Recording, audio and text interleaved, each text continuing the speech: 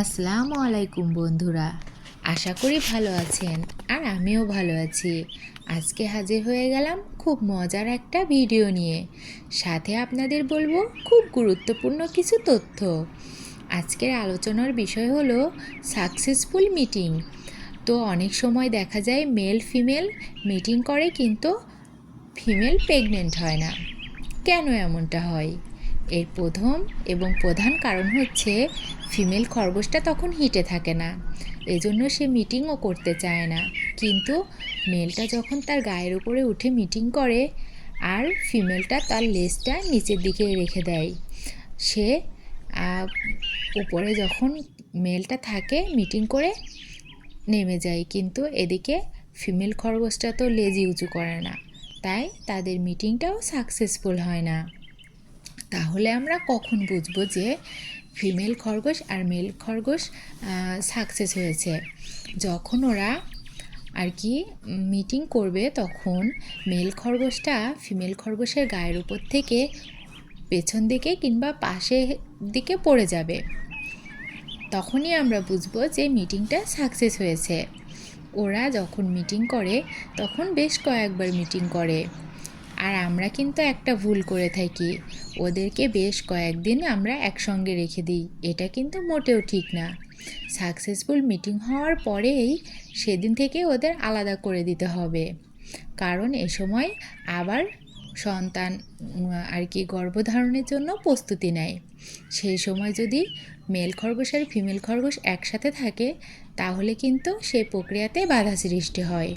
অনেক সময় বাচ্চা হলেও 10-15 দিনেই সেটা মিসক্যারেজ হয়ে যেতে পারে। এজন্য আপনারা অবশ্যই মিটিং করানোর পরে মেল আর ফিমেলকে আলাদা করে দেবেন।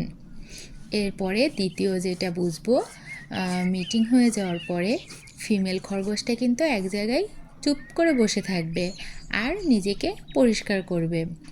এর পরের দিন আমরা দেখব যে ফিমেল খরগোশটা খাওয়া দাওয়া অনেক বাড়িয়ে দিয়েছে।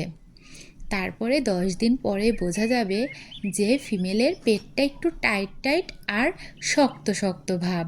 তাহলে আপনারা বুঝবেন যে আপনার ফিমেলটা প্রেগনেন্ট হয়ে গেছে।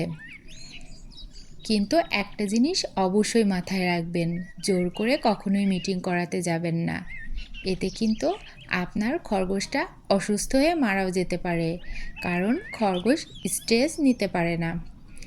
আর আপনারা একটা কাজ করবেন, বাচ্চা হওয়ার মিনিমাম 10-15 দিন পরে মিটিং করাবেন, তাহলে তার গর্ভধারণটাও সুন্দর হবে আর বাচ্চাগুলোও খুব হেলদি থাকবে। আমরা অনেক সময় বাচ্চা 2-1 দিন হলেই ওদেরকে মিটিং করে ফেলি। এতে কি হয়, তার যে বাচ্চাগুলো আছে সেগুলাও খুব ভালোভাবে দুধ পায় না, আর যেগুলো পেটে আছে সেগুলাও কিন্তু খুব ভালো পুষ্টি পায় না। এতে ফিমেল খরগোশটা অনেক বেশি অসুস্থ হয়ে যায়। এজন্য আমাদের পোষা প্রাণীকে ভালোবাসতে হবে।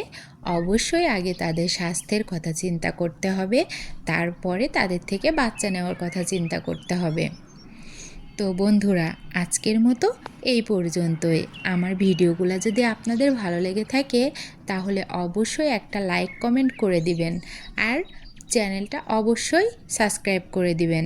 আমার চ্যানেলে খরগোশ সম্পর্কে আরও অনেক মজার মজার ভিডিও, মজার মজার তথ্য ও গুরুত্বপূর্ণ তথ্য আছে, চাইলে আপনারা সেগুলো দেখে আসতে পারেন। আজকের মতো এই পর্যন্তই। আল্লাহ হাফেজ।